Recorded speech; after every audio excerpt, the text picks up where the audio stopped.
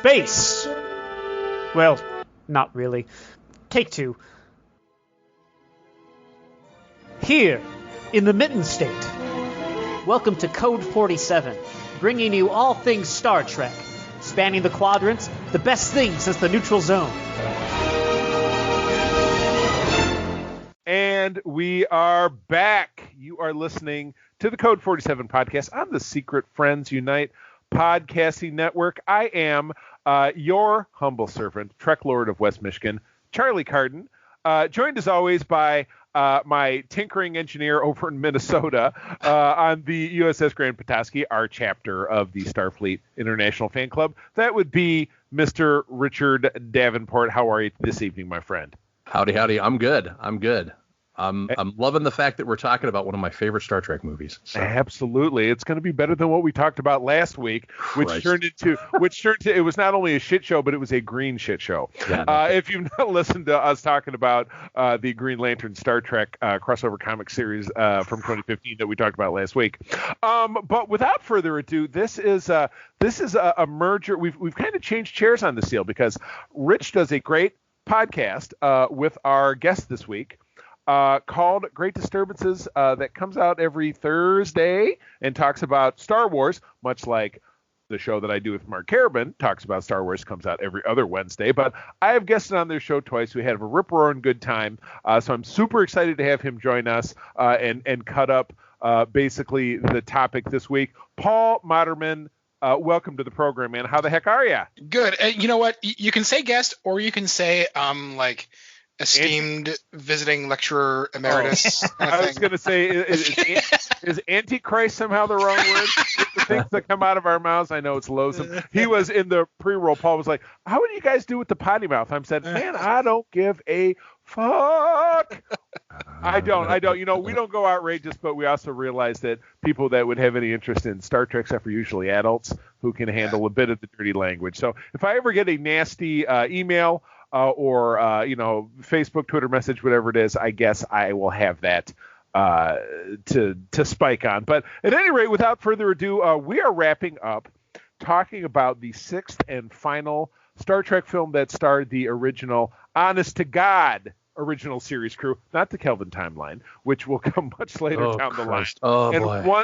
Once we get there, that's going to be me and Rich like guns a-blazing. It's going to be like 45 minutes of rock solid acid vitriol hatred. It's going to be great.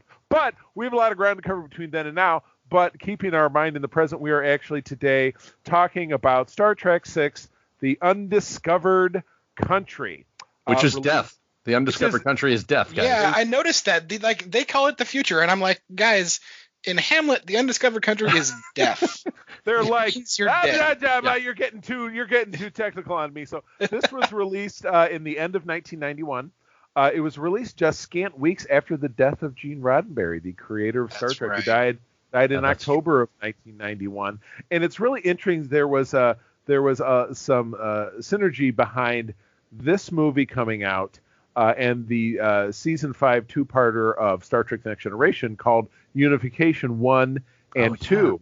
Of which there was a very simple, tasteful, basically title card at the beginning of airing of those episodes that said "For Gene," and I wish I would have done my homework to tell you what the rest of it was, but it was something that was very poignant, and I was like, oh. And I was in high school. I think it was my sophomore year in high school. So that was, and I was just really getting into my deep, serious, like I'm watching the show every week and I'm taping it. But that was the great two-parter with Spock, and in Discovery season 3, there was Unification 3, which was Michael Burnham, who is Spock's foster sister, cast into the future, actually stands in that episode, if you've not seen it, sorry about the spoiler, stands the opportunity that in the 32nd century where they have ended up, it's her responsibility. She takes on the responsibility of bringing the Vulcan Romulan worlds back into the fractured Federation. So, but anyway, that's a bird of a different feather.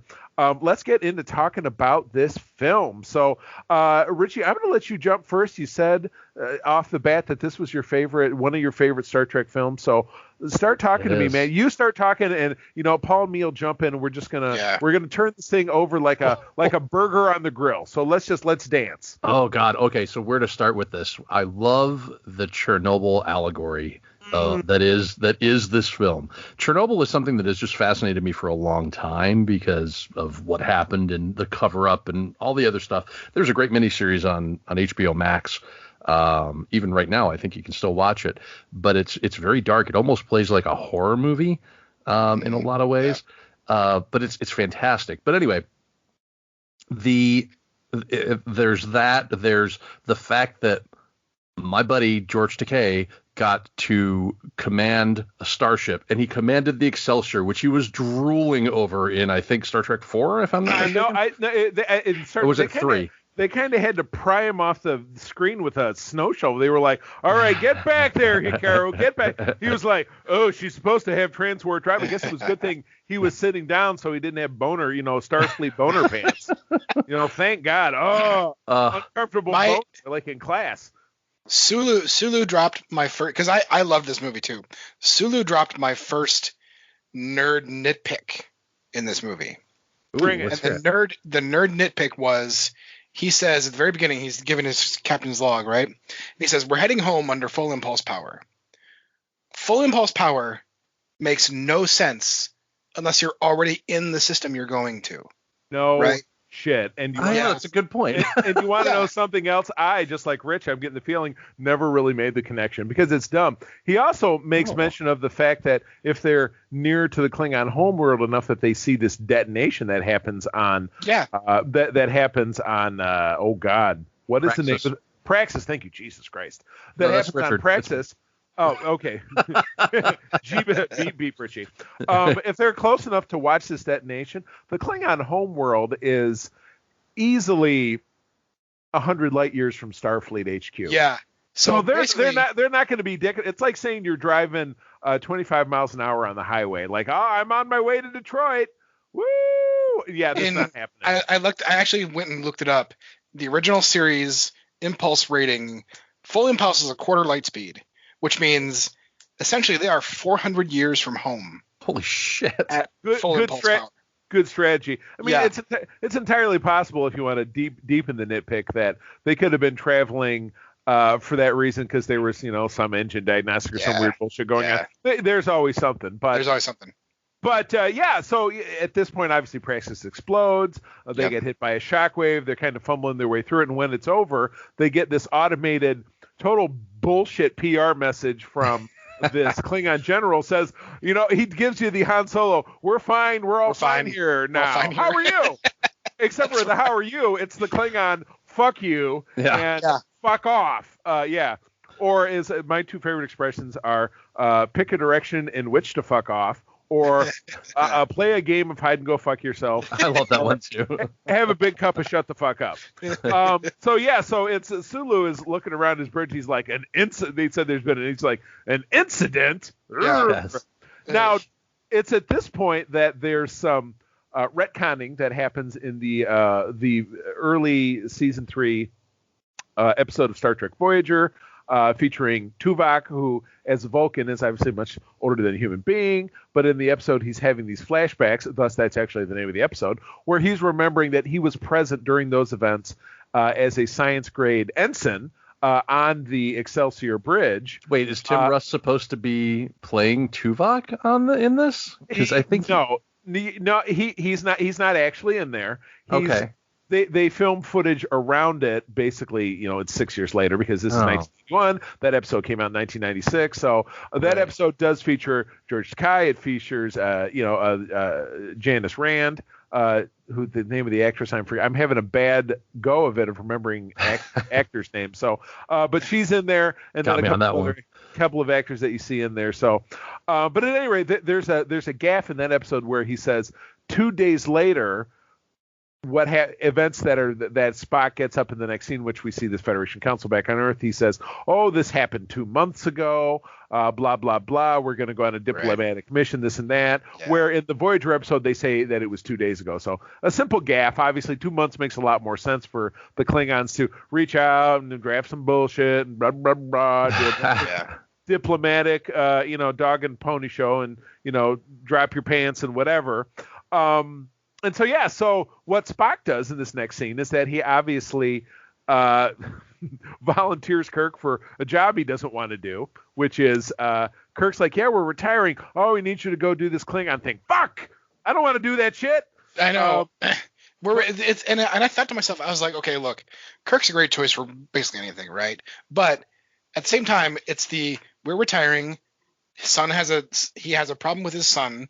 Right. And the Klingons, his dead son, yes, his dead son, and it's possibly the most important thing in both the Federation and the Klingon Empire to be happening. It's literally two pan-stellar civilizations are at a crossroads here, and Spock is like, yeah, let's send the guy who's like looking at his boat. Yeah. Right. who's got a picture of his kid on his captain's desk. Oh, let's send God. him to think. And like I get this way because I like to like make little fun and jokes because I loved this movie. I really did. But I was like, that was a little bit of a stretch for me in terms of like who's the right guy for the job. Yeah, right. Thing, Who's the right for the job? Literally anybody else. Yeah. Right. Let's not swing and a miss at this one. I do love that shows it gives us a moment to see Kirk as a flawed. He's always shown as like, oh, I'm the best of everything and everything seems to work out in my favor. And this shows a big flaw for him. Racism. I mean, that's huge. That's a huge little bit. Flaw. Yeah, and you're right. And somebody with the inability to let go, see the bigger picture. It's like, a Klingon or a band of bad Klingons killed my son. Right. But again, that's part of his self-discovery within this film as we get further on is him realizing to say, Gorkon had to die before to see how prejudiced I was. But, oh God, did I just give away a twist? Oh no. But it's only 30 years old. Yeah, you're right. You're right. So they're throwing him into the mix. So they get up to the Enterprise, and this is where things, for me as a purist, really start to unravel on a set decoration and costuming regard. Because let's take a step back and look at Star Trek V. The movie sucked. Do we have to? It was myself and my former co-host Alex that had Todd Oxford on, and we cut that movie up. It was trash. But that Enterprise, which is the same ship, very clean look, had a very sleek bridge, and everything was touchscreen and looked so great, whatever it is. And the corridors were a very, very practically unmolested redress of the TNG corridor set. Yeah. And which in and of itself was actually created for Star Trek the Motion Picture, so our predecessor to this film by about 12 years. This film, they redid the bridge, which it seems like redoing a bridge is not a big deal because if you ever look at a Starfleet ship, the bridges are modular. So you can imagine the workbee would come along, it would pluck the bridge up. It would be like pulling a house off its foundations and just moving it and then plopping a new one on it. Like it was a mobile home. The bridge is a mobile home. Okay, that makes sense. What doesn't make sense is when they get into the corridors and shit, they are completely fucked around. They built little corners on them. They have little drop decks like on a submarine where they open and close. And there's just a lot of weird bullshit going on below decks on the ship that is like, this is supposed to be like 5 or 6 years after Star Trek V, and the inside of the ship is just completely screwed around. It makes zero sense. I actually read a little bit about that. There was so if you look at the engineering when you're seeing the warp core and that kind of stuff, right? If you like slow it down and watch real closely, you can if you have TNG fresh in your head, you can see shots that you're like, I think I'm looking at a TNG set, which you are. Right. Because budget constraints, they used TNG sets for this film. So like the warp core was very clearly the same warp core they use in TNG. Oh, without a doubt. Like, and then some of the glass plating and things like that are very clearly TNG vintage things too, right? Right. Yeah. And that part of it is whatever. I feel like they either did that or it was very similar to what it looked like in Star Trek 5. It's just those corridors where it was still the TNG corridor, but they just it's like the show Portlandia, put a bird on it. They just slapped some extra shit on it, and it was like, now it looks totally, it's just like, but nothing is more egregious to me personally than when you meet Lieutenant Valeris, because this is very well known that I am a cosplayer. I'm a very serious Star Trek cosplayer. I make no bones about it. My uniforms are extremely accurate. They're to the letter. I do not have shiny rank pips. I do not have shiny comm badges. If I do a photo shoot, it is with era appropriate props. I don't fuck around. It's something that's important to me. So when you see Lieutenant Valeris, she is wearing the female version of the Monster Maroon with the skirt, which you also see Uhura in. She is wearing gray, which is communications or operations, of which she's sitting at the helm. So she wouldn't be wearing that.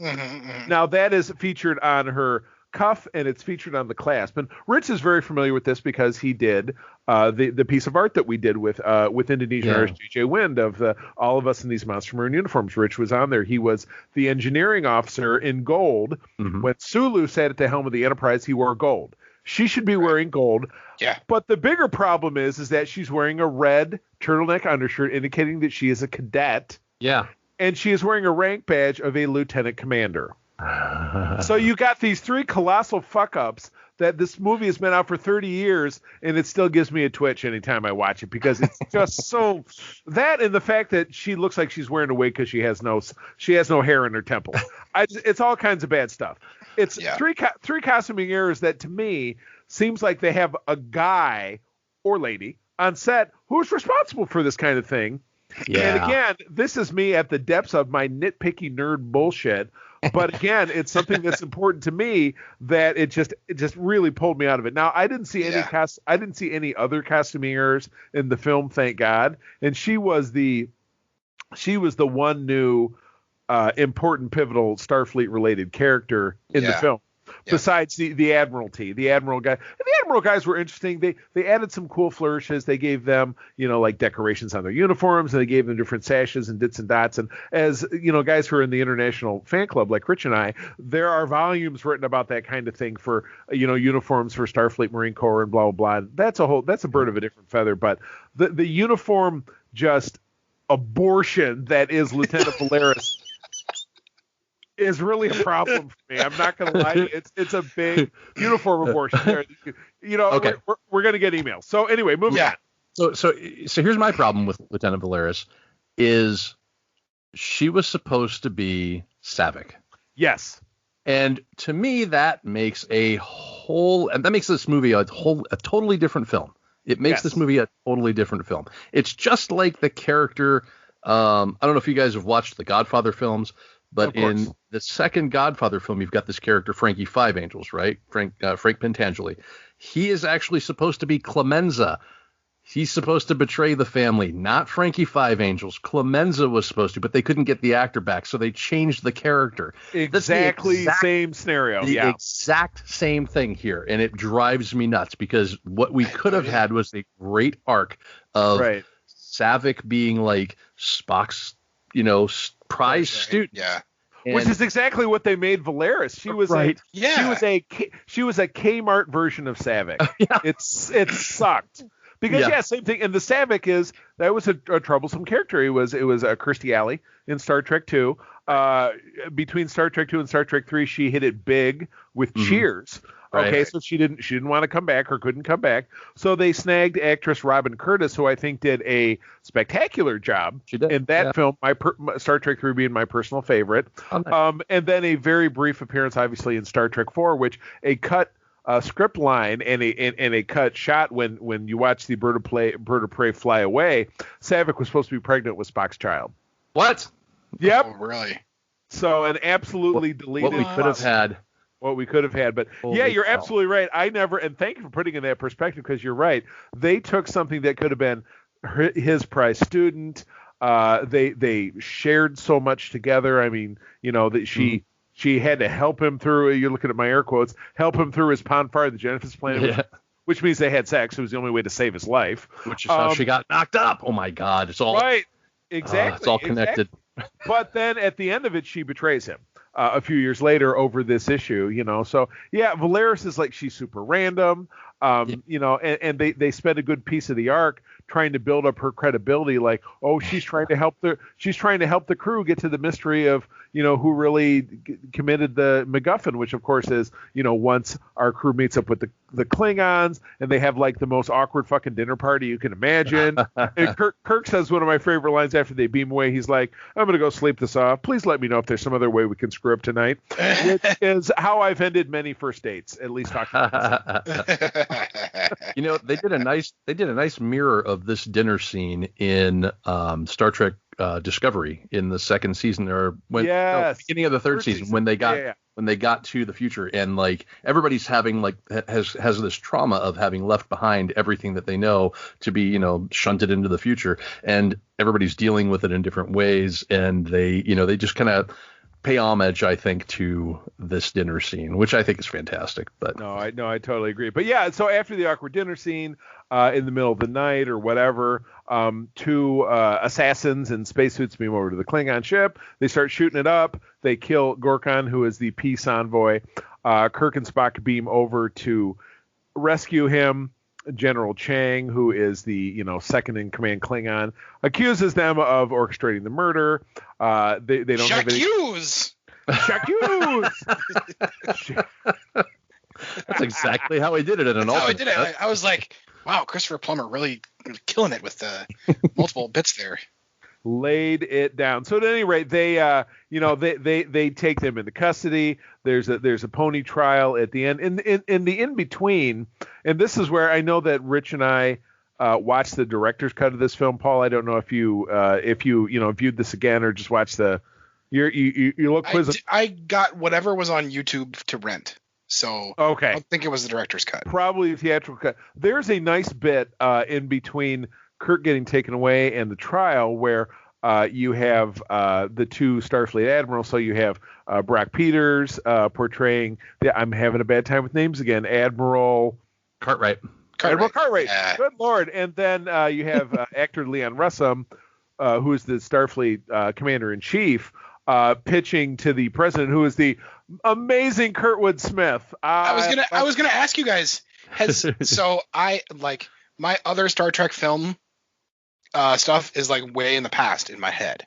Okay. Has the president of the Federation shown up in other films? Star Trek 4. But it was a different actor, Hiram Roth, portrayed the same different character. Different. Okay. Character. So the second question I have is, he's not a human, right?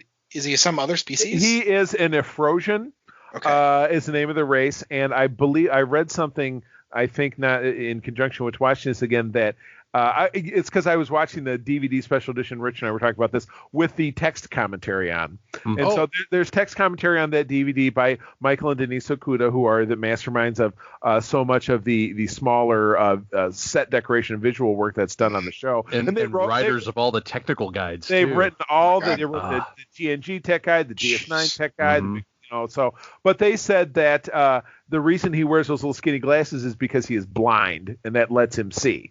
Okay. So I thought that was an interesting twist. But something else you may not have caught, and Paul, to your point of talking about the engineering set on the Enterprise, President's office, which is located in Paris, France, is 10 forward. Oh, really? With curtains. I didn't catch that. Holy crap. Yeah, 10 forward curtains. Yeah, absolutely. So it's a Place Concorde in France. In Paris, France is the Federation headquarters. I'm 100% going back to that scene after we're done here and looking at it. Absolutely correct. I got you. So anyway, it's agreed in this scene that they've kind of got to let the trial go forward, lest that they're going to go nuts to butts, full war. The reason that I bring the director's cut into this is that in the director's cut they walk in a colonel. They demanded they refer to as colonel, which could be a canon reference to the Starfleet Marine Corps. Which, as far as the fan club, I actually am the officer in charge of our local brigade in Michigan and Canada for the fan club. So the Starfleet Marine Corps is of interest to me, but it's often been considered to be non-canon because you don't necessarily see it on screen, except a little bit in Star Trek V, but that's a whole different topic. He's referred to as colonel, though he wears the rank of an admiral, but it's played by actor Rene Auberjonois, who is 2 years later Odo on DS9. And he goes over this is our attack plan and blah, blah, blah. That scene and another scene closer to the end of the film were cut. So in the theatrical version of this film, you never see the actor or his role, which is a bummer because he was great. He was Colonel West, which was a riff on obviously Colonel Ollie North from the 80s and nice. You know, the Iran-Contra scandal. So, but at any rate, so from here we're moving on. We see the show trial, Christopher Plummer he's a wicked ass cruel lawyer. He's going to town, hammering away. Like that guy. That I was like, I had forgotten how much I enjoyed his performance. In this film. He was so great as like menacing, but like at the same time calculated menacing, right? He was man. So Christopher Plummer, wherever you are in the universe now, well done. Sir, we thank you for your service. So unsurprisingly, Kirk and Spock get the shaft. And instead of getting sentenced to death, they get sentenced to this Klingon penal asteroid Rurapenthe, which is frozen wasteland. That's kind of a bummer, except for the fact that model Iman is there. And she's it's like boy yoing. She's like, I can totally get you out of here. You got to come with me, blah, blah, blah. And ends up making out with Kirk. And McCoy's got a great line. What is it with you anyway? I know. I thought that was so good. What was that? Eddie Murphy has that old routine where he says, I love Star Trek as a kid, but I could never get into Captain Kirk, and he would fuck anything. He's a green chick. There's got to be something wrong with the pussy, right? Why did it? Sorry. He kicks the alien guy in the knees, and his knees are his balls. Yeah. Right. That was so great. Oh. Right. Which is what I without qualification I titled this episode. That's not his knee. Like that seems like just a bad placement for that because what if you got to kneel down to pick something up? My nuts. Yeah, and there's a rock there. You think it hurts when you kneel on a rock? Oh, baby. Also, why did it take McCoy this long to finally ask Kirk, what is it with you? I know, right? That seems like it's one of those like, hey, it's the first movie or it's the last movie. Why doesn't somebody just come out and say what we've all been thinking for 30 years? Yeah. Exactly. So anyway, inevitably, obviously Iman helps our people escape, but Kirk figures out that she's dirty. She's also a shapeshifter, so she turns into Kirk, and they're slugging it out. And there's a lot of great lines in this one, like, I can't believe I kissed you. Must have been your lifelong ambition, the doppelganger says back to him. And I'm like, she's not wrong. Not wrong, yeah. So they wrestle about, and obviously our people escape. They're back on the ship. They're kind of getting a vibe that this is a setup because the guy, the Klingon, jailer who catches up to him saying, well, it basically indicates that this whole thing is a conspiracy. Mm-hmm. And what we come to find out once we're back on the Enterprise is what, guys? Valeris is helping with the whole thing. Yeah. No, come on. How could it possibly have been her? It's like if the Brady Bunch had done this, nobody would have liked Cousin Oliver at all, right? Cousin Oliver is in cahoots with the Klingons, right? Cousin Oliver is a surgically altered Klingon. That's right. I know. I solved it. There you go. Oh my God. So they're able to uncover that she's obviously in cahoots. So I have a thing here with the uncovering. Again, this is I'm nitpicking a movie I love here. Please, here's my thing with the Spock and company, like getting things figured out. I feel like it was like there was all of one scene where they're like, hey, what happened? Oh, I know.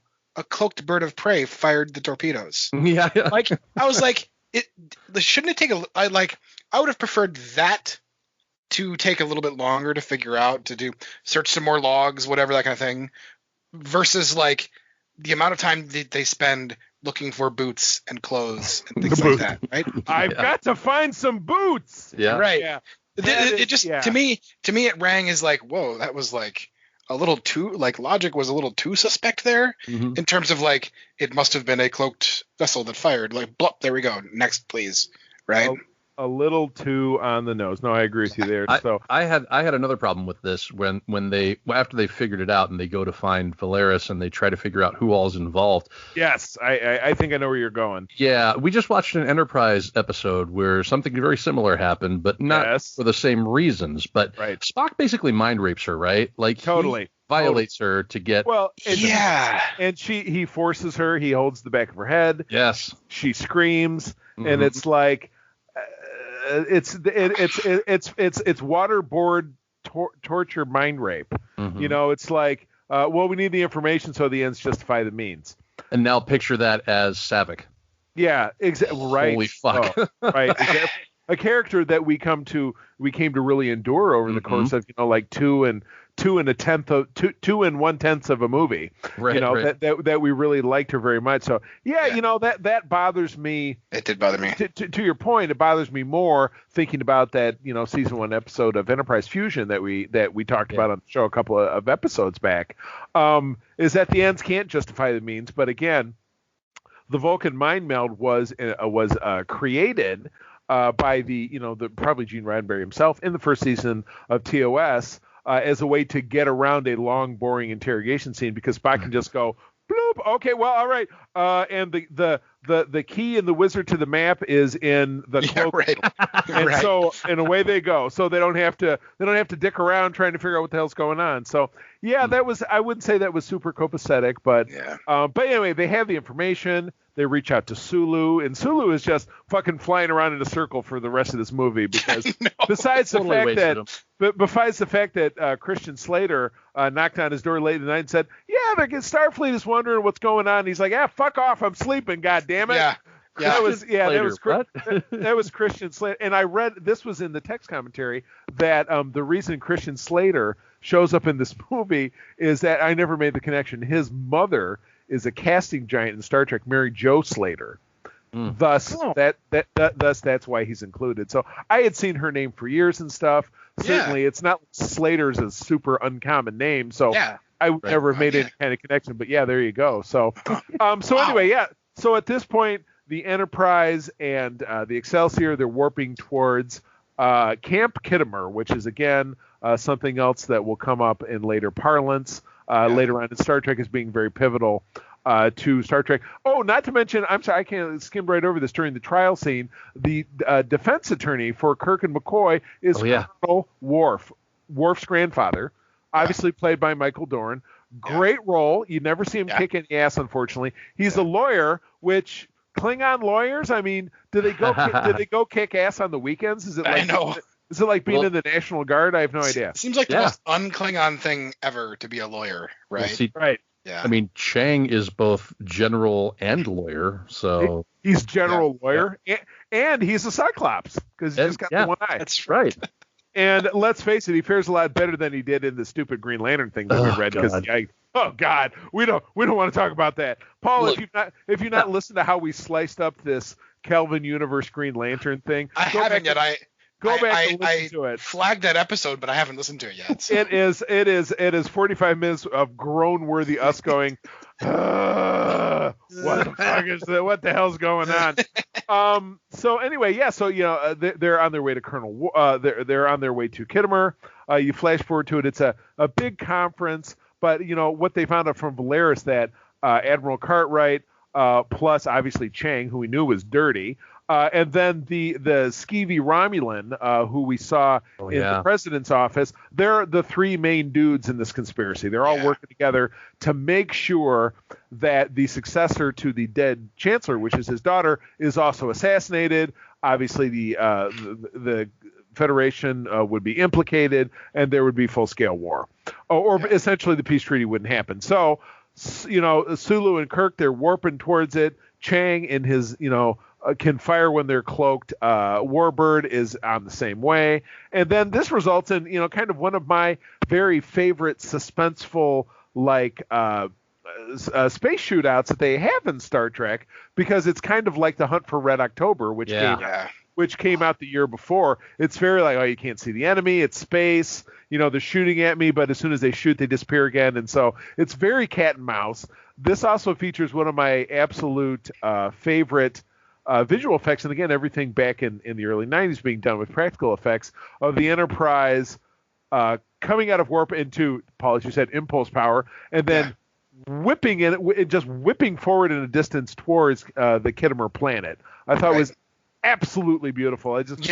One of my absolute favorite shots. But once they get there, there's a lot of cat and mouse. Excelsior hasn't shown up yet. That cat and mouse thing made me think of the Nebula stuff from Star Trek 2. The Mutara Nebula. Yeah. So have you guys Reliant and all that?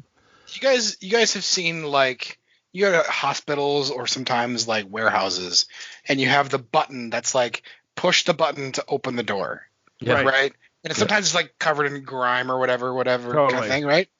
That is what I thought whenever Chang would be like fire, and the Klingon guy would like just push the one button the on fire the wall. button is like 2/3 of the way up on the wall, and he has to reach around and hit it with his thumb. He just has to like slap it, and he's like, okay, here goes torpedo.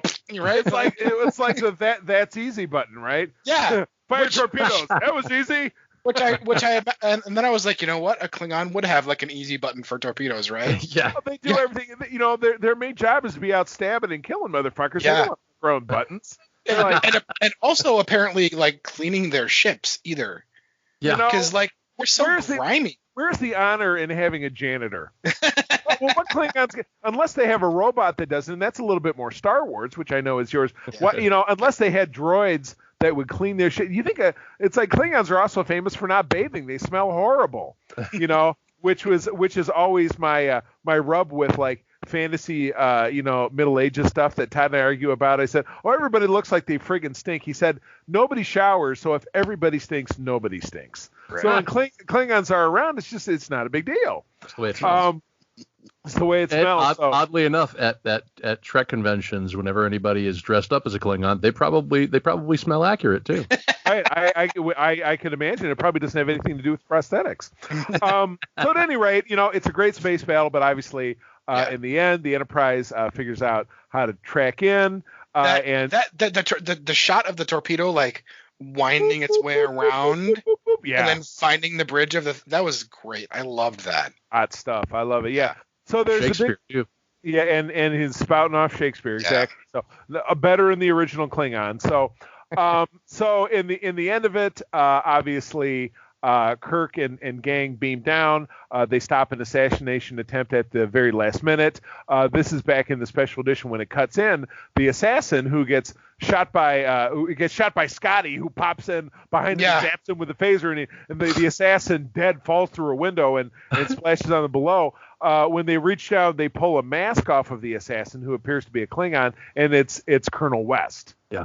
So he was the last conspirator. So okay. So my problem with this is they send Scotty to run up the stairs. Yeah, go Scotty's got my body type. There's no running up the stairs. And if I did, I'd probably be at the door going, stop right there. I'm glad I brought a gun.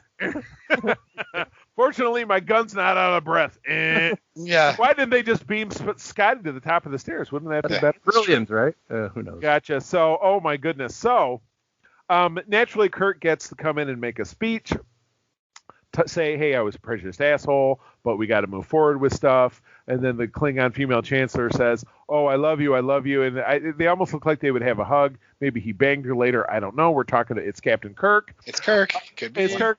But anyway, then all is well, and the Enterprise is flying away, and they're like, blah, blah, blah. We just got a message that said report home to be decommissioned.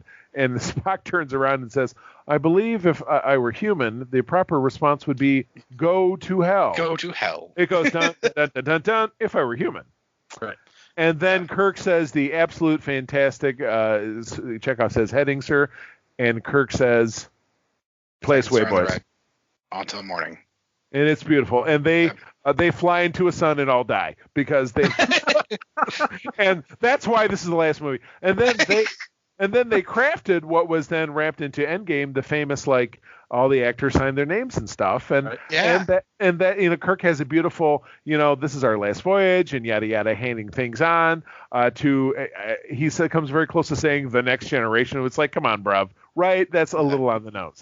Oh, nice. And then roll credits. So that's like I said, an absolute whiz bang way to end 25 years, because this came out in 1991, which is the 25th anniversary of the original series. Now, we're not talking about 25 consistent years of entertainment, because it was 66 to 69. Animated series was on in 1973. We jumped all that entertainment.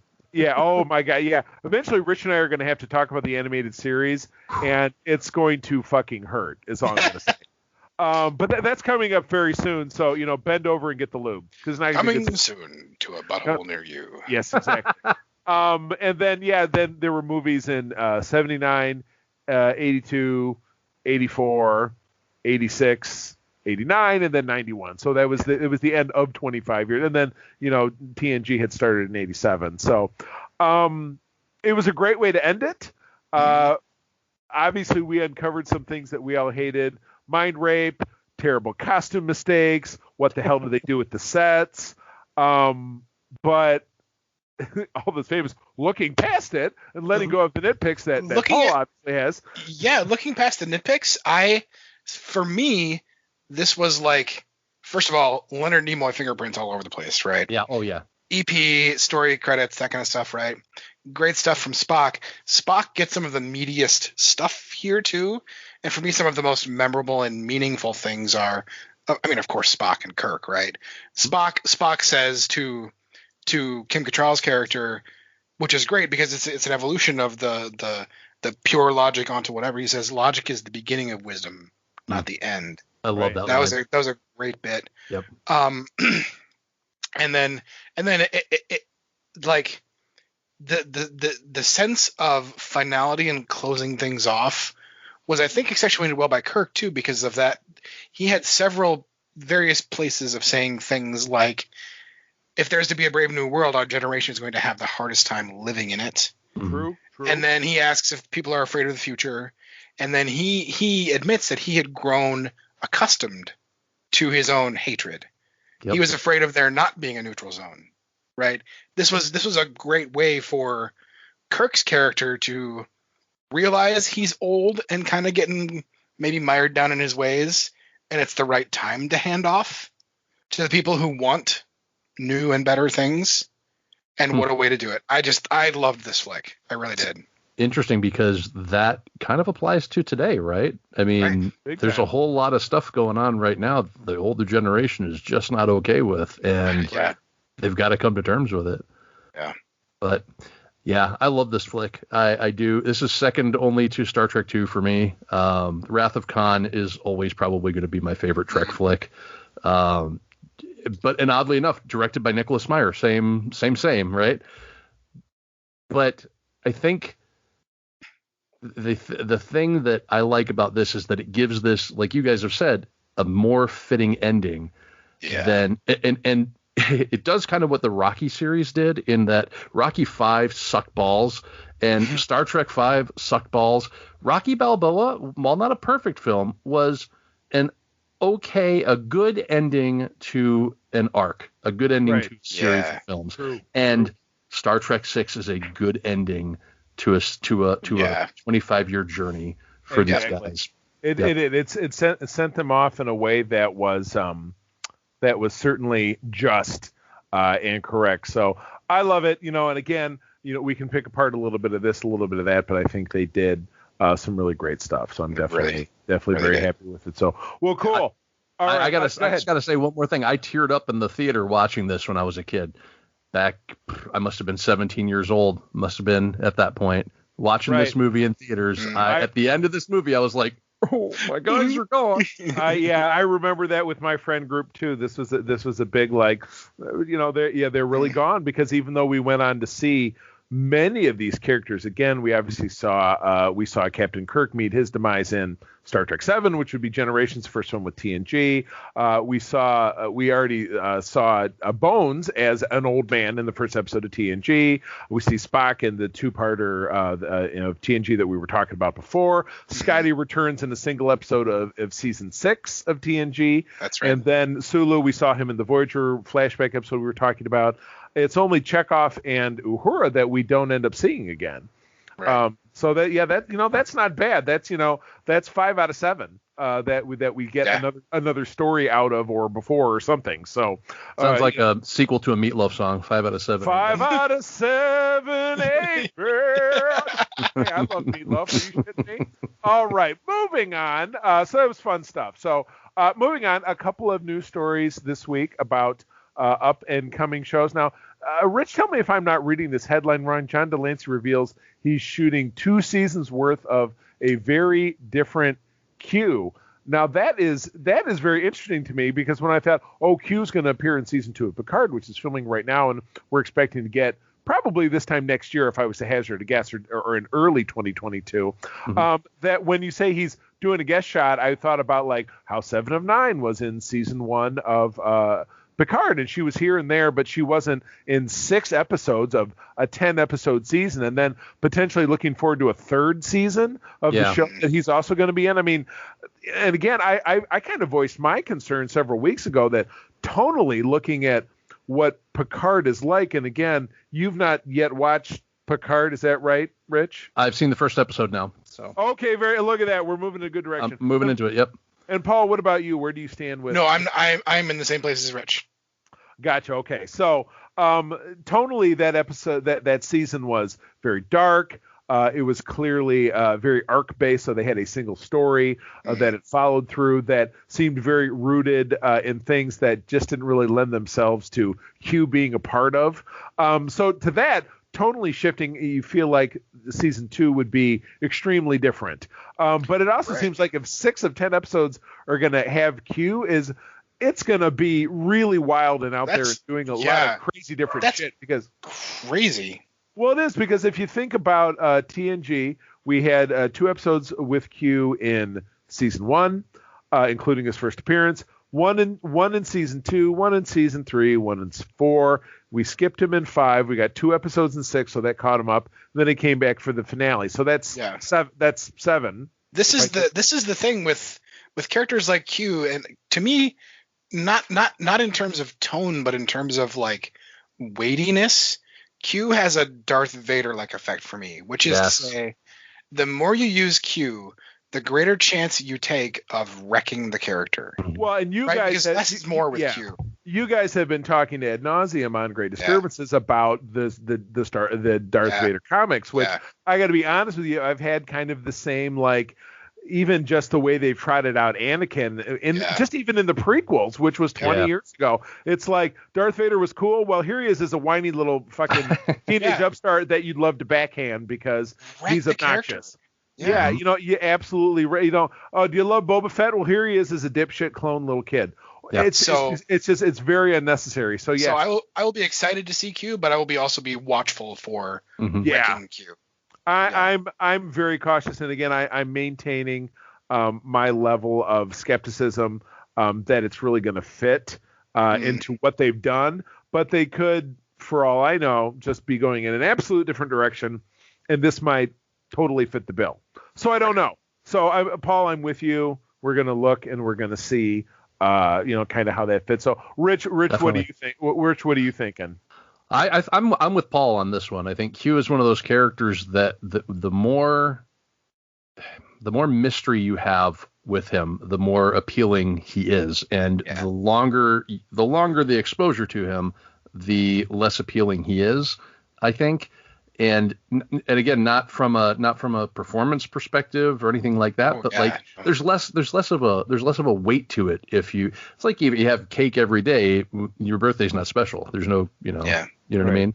So yeah, I'm right with you guys on that. Excellent. Very good. Well, that's some interesting news. This is some bummer news, but this is right up there with something that I've heard in relation to Ontario in general and Toronto specifically. I was going to say, Rich will know that in our region, our regional director, Rob L lives north of Toronto. So he talks to us a lot about Ontario and kind of what's going on there. They are in horrible shape with vaccines right now. I was just talking to Rob earlier today. Ontario is in total lockdown. They do not have enough vaccines to go around. It's horrible. And I consider myself so lucky. I was able to get both of my doses 3 weeks apart. I had both of them in the month of April, so I'm done now. And it was just this week I'm done. I'm 2 weeks out from my second dose. And here in Grand Rapids, it was phenomenally well run. We have a large convention center where actually our local Comic-Con is held. That when I went for my second dose, everything was being run by active duty military personnel. It was just rock solid. It was great. But sounds like in Ontario, they're really struggling. And this is reflected by the fact that Star Trek Discovery, which again films at Elstree Studios in Toronto, is on a temporary pause of production due to offset COVID context. So thank God not, thank God not onset, where it could be certainly much more dangerous. But yeah, production was halted due to a Zone A individual coming in contact with someone who tested positive for COVID-19 earlier in the week. So Zone A referring or defining as a key cast or production member in direct contact with them. So, yeah. So I do like that they put "Disco Goes on Break" as the subtitle for this article. By the way, right. But if only the 70s had listened to us in the future. Right. Yeah. Would you are you saying you would have rather had Disco have a break and then come back, or are you just glad it died? I mean, like a Ross and Rachel break, maybe. Right. We were on a break. Exactly. Oh my goodness. So yeah, I mean the city, and again, Rob, who is our fleet captain in our region in the fan club, has let me know that in his town they are locked down. So that is, thank God they're being safe. It's a bummer, but then again, we've had 14 months of bummer living around the world. So this is, we did get obviously a great season 3, and it says according to Deadline, Discovery season 4 is expected to premiere in Q4 of 2021, which was my prediction, which is great because after we get the August premiere of Lower Decks, our show is going to convert to talking about that show, and then we'll probably segue right into talking about Discovery. So if you're not caught up, definitely get caught up. But this is smart. I'm always glad to see that people are taking this kind of stuff seriously because, COVID is no joke. Our country, here in the USA, which is where I would guess a lot of our listeners are, there's a lot of people that don't take it seriously and end up paying the price. So trust me, I always took it seriously. I was out and about today. I still wear my mask when I'm in stores because that's their requirement. But even if it wasn't, I actually, for the first time ever, I had to walk into Michael's. I was picking up some picture frames, and the young lady who I was facing was wearing her mask not on her nose, but over her mouth, which is referred to as a nose dick, as far as I'm concerned. For the first time ever, because I had to address her to pick up my order, I said, please fix your mask. And she looked at me like she didn't know what the fuck I was talking about. That's terrifying to me when an adult, anyone, does not know how breathing works. Oh, yeah. But here we are. So anyway, I'll get off my soapbox about that.